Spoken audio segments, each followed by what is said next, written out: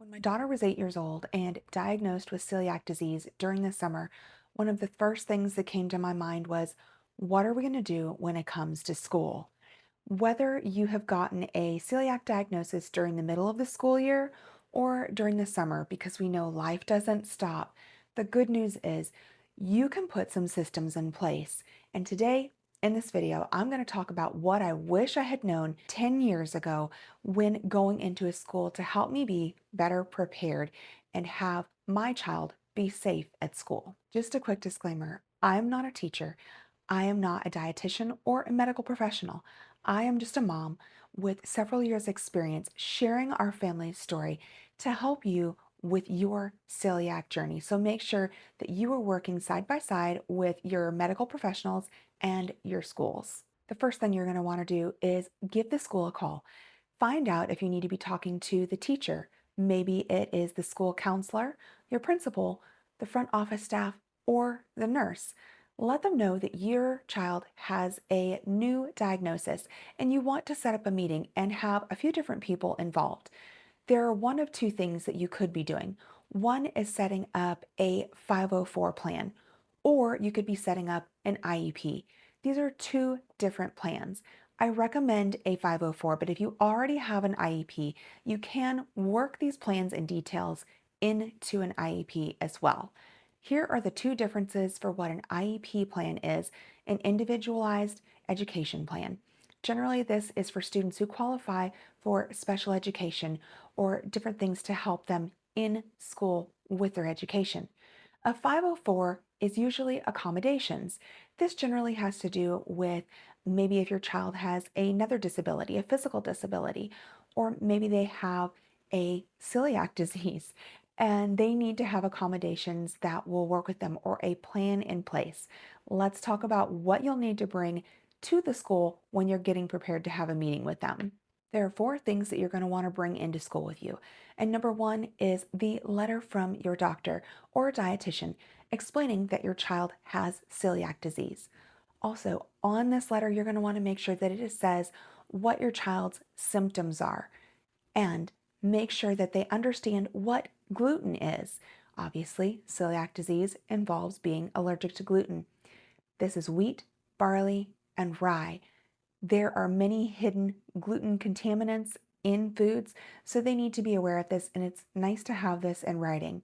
Make sure they also understand what cross-contamination is, especially if you have a younger child. The chances of your child having cross-contamination, especially with science projects or maybe sensory bins and things like that, maybe surfaces may not be always able to be cleaned off in between children going from one activity to another. You're going to want to make sure to explain to them what cross-contamination is so that they understand this. Next, you're going to want to make sure that you have this paperwork with you to take into the school to start creating a simple plan. You're going to want to talk to them about your child's typical day. This is something you might want to think about ahead of time and just make some simple notes on. But what does your child's typical day look like? Walk through in your mind. Think about the meals. Sometimes there are birthdays or absences. These are things that you're going to need to consider when creating a simple plan. One thing that we did for my daughter was made sure that she had a Ziploc at school that had her name on it that the teacher could keep in a drawer. I had the simple big gallon Ziploc bag with a few different snacks in there, and I always emailed the teacher about every 2 weeks to say, hey, how are we doing on the snacks? What do you guys need? And when can I get that to you? You'll also want to make sure that the substitute teachers know where this is, as well as your child. No, they're not going to go into the teacher's drawer, but they could at least make somebody aware that, hey, over here in this drawer, there's a snack for me. I would really like to have that right now. So make sure you talk to your child and also let them know what's going on with the plan. You're also going to want to talk about what happens when your child is sick. So obviously there are protocols in place for if your child has a cold or something else that they are sick with, but you're going to want to talk about what happens when your child is accidentally cross-contaminated or has eaten gluten. Maybe somebody offered something to them and they ate it, not realizing that it had gluten in it. What are the protocols for when your child doesn't feel well? Will they let the teacher know? Will they just be sent down to the nurse or the front office staff? Maybe they're at PE or recess and they let that teacher know that they don't feel well.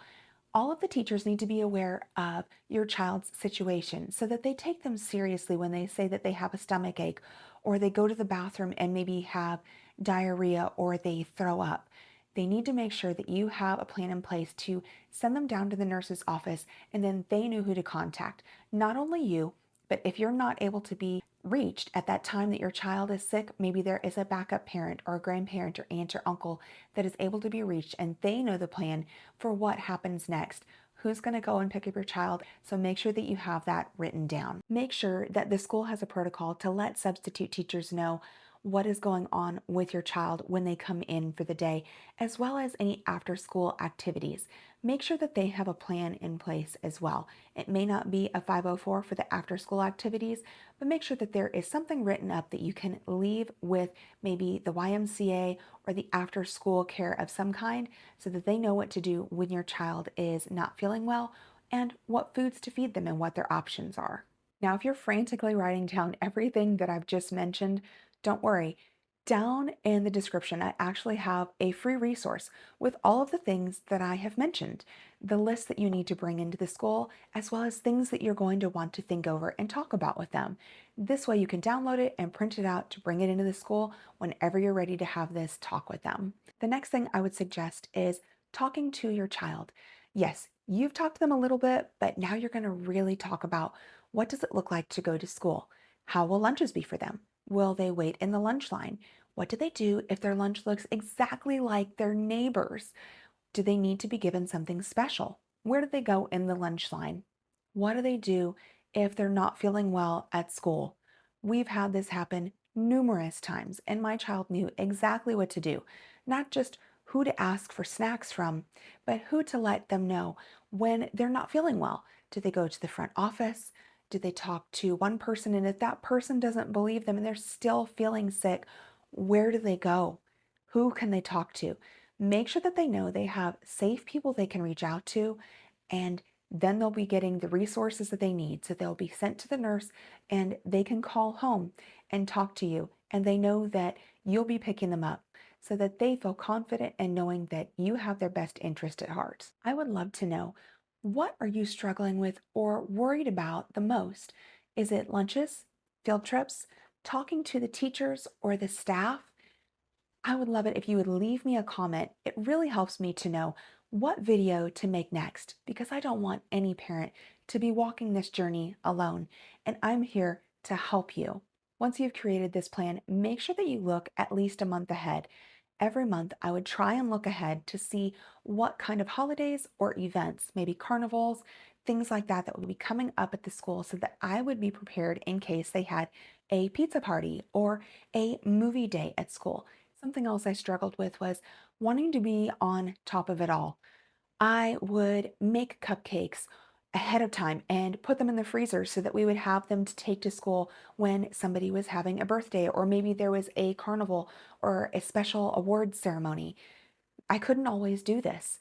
There were pizza parties and things that sometimes I didn't know about, or I couldn't take time off of work to go during the middle of the day to bring my daughter a pizza. There's going to be moments where you can't be in all places at once, and that's going to be okay. Remind your child that you're doing your best and you're going to talk this through with them and find out the best solution for the both of you. Is it sending them with an extra snack or having something as a special treat when they get home? Sometimes they're going to feel a little bit lonely, and that's okay. I'm actually going to be talking about how to help your child adapt to this school change and what that looks like because it's more than just setting up a plan. It's actually navigating things at home and helping them adapt to different disappointments that they may be facing in school or outside of school. So make sure you check out that video. I want you to know that you don't have to do this alone, and neither does your child. I will see you in the next video.